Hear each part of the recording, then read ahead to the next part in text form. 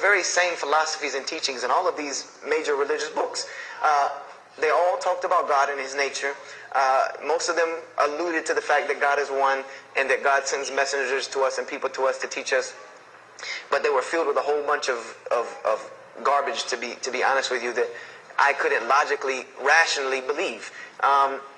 So at about the age of 17, just about the time, about 17 and a half, I gave up my search for God. And I became kind of angry with God because I said, here I am looking for you and I can't find you and it doesn't look like you're giving me any help. And I don't know how many of you know, but for a 17-year-old that is frustrated with God and the world, there's a lot of trouble he can get into. There's a lot of things he can do to put himself in predicaments when he's frustrated with the world and had come to the conception that, you know, if there's a God that exists, then He doesn't really care about me. You know, that's a kind of a dangerous young man. So I started doing the whole partying in trouble, going to parties, drinking underage, all of this stuff I started doing. You know, I'm a perfectionist at heart. So when I was a Christian, I tried to be the best one I could. If I was going to switch to being any other religion, then I was going to do that 100%. So you better believe when I went after the dunya, I did that 100%. And, you know, I was a martial artist since I was 15 years old. And even though it was only 2 years, you know, 2 years at 17, you think, you know, you're Bruce Lee. So I got into a lot of fights. Got kicked out of school, had to go to another school, got in one fight, got arrested for a fight, you know, and there were a couple incidences that stopped this downward spiral because I was on a very, very quick downward spiral and I believe if I would have continued on that downward spiral, I would probably end up hurting someone, killing someone, or them hurting or killing me. And there were two incidents that brought that to an abrupt stop, like pulling the emergency brake. And the first one was a car accident that I was in. My friend and I were on the way back from Clemson University from a frat party, and we were driving up 385 in South Carolina, and we were both highly intoxicated, and I decided that night that he was driving, I decided to put my seatbelt on for the only reason that I kept falling over when I fell asleep without the seatbelt on, because I didn't really believe in the seatbelt thing, because I said if I'm going to die, I'm going to die. You know, that's the conception that I come up with. That if, you know, if it's time for me to die, it's time for me to die. I didn't believe in the whole time your camel thing. So I put on my seatbelt and I fell asleep. And the next thing I know, I remember waking up with the car shaking. And I woke up to grab my friend because I thought maybe he had fallen asleep. But when I woke up, the only thing I saw was the tree line and then the pavement coming right at my face. And the window smashing and the car flipping, the whole 9 yards. And us landing in a ditch. And I remember getting out of the car. That was the first thing I thought. You know, I number one, I couldn't believe that, you know, you don't really think about, oh, you're alive. No, you just move. I jumped out of the car and realized that I had jumped out of the back of the car that wasn't there anymore. It was still in the median on the other side of the highway, and the front part of the car was over in the ditch. And I drove my friend out, who was knocked unconscious, and pulled him over to the side of the road. I had no injuries. I looked at myself trying to find what's missing. And there was nothing but a piece of glass stuck in my arm that I pulled out.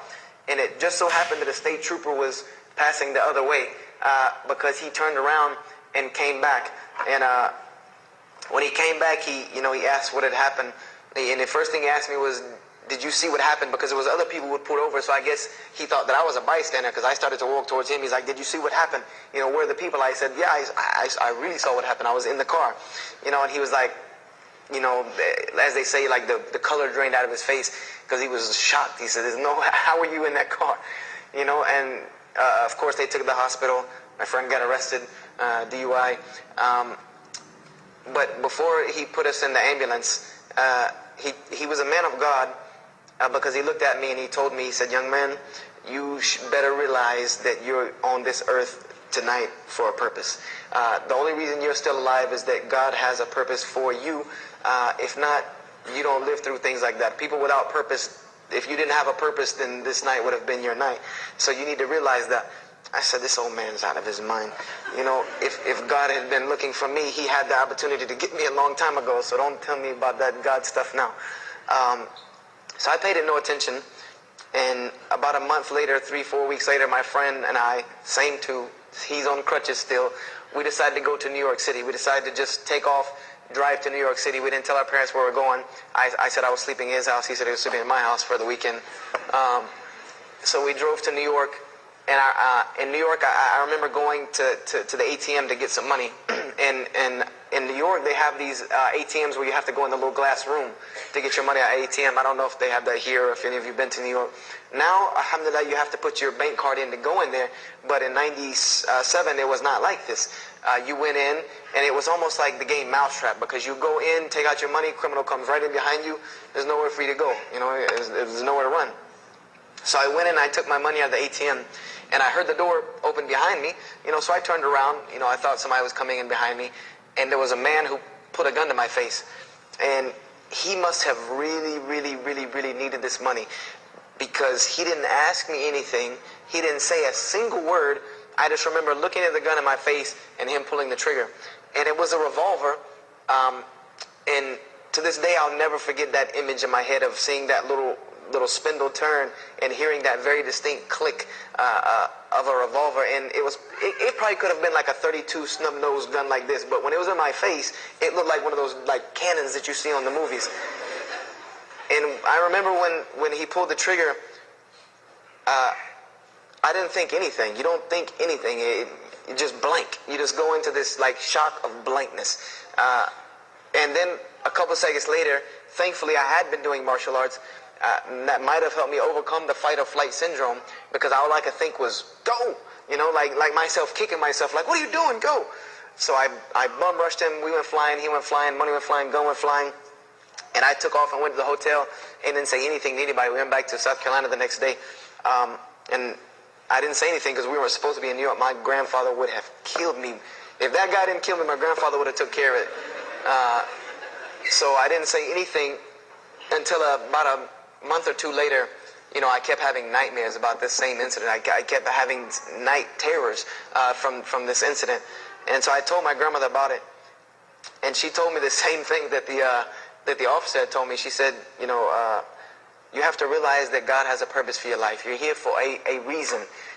People don't go through the things that you've been through and still walking on this earth without a reason, and you're pushing the limit. This is what she told me. You're pushing the limit, really. God has something for you, and He wants you to get it, but you're pushing it. And she didn't tell me to go back to Christianity and study my Bible. The only thing she told me was that God hasn't gone anywhere. You just have not looked in the right place yet. And so I decided to put myself back together. The car wreck, the gun thing, the getting arrested for fighting, like all of that, like really made me stop really quick and think, that I need to get my stuff together. So I became an agnostic, someone who I believed in God with no form of religion. I prayed to God on the floor on my hands and knees, because this is how all the books of God, this is how the Bible, the Torah, the New Testament, the Bhagavad Gita, all of these scriptures that I ever read, they said that this is how the men of God prayed. And it was during this time that I did read one book about Islam in the public library, because I had never heard of Islam ever. But I remember I was looking in the religious section in the library at school, and there was a book about Islam, and or it was in the library, the public library, and I remember it was some title like "Why I'm Not a Muslim" or some one of these titles that was propagandistic against Islam, but I had no idea. So I just took the book and I read it, and I remember it said that Muslims, M-O-S-L-E-M-S, and any of you knowing Arabic knows that's a very derogatory word. A Muslim is someone who oppresses someone else. That's a very quick sleight of the pen that was used in the past for a very real purpose. It said that Muslims were people who worshipped a moon god named Allah, who lived in a box in the desert in Saudi Arabia, and they were oppressive to women. I remember there was a whole chapter about how they could have 4 wives and as many as they want, actually, because they could marry 2, divorce 1, get 3 more. This whole, and it said that I remember the one thing that really caught my attention was the whole chapter on jihad, where it said that Muslims were allowed to kill non-Muslims at any time, at any place, without discretion, and it was an honorable act, and not only would they go to heaven for it, but they would get 70 virgins on the way. So I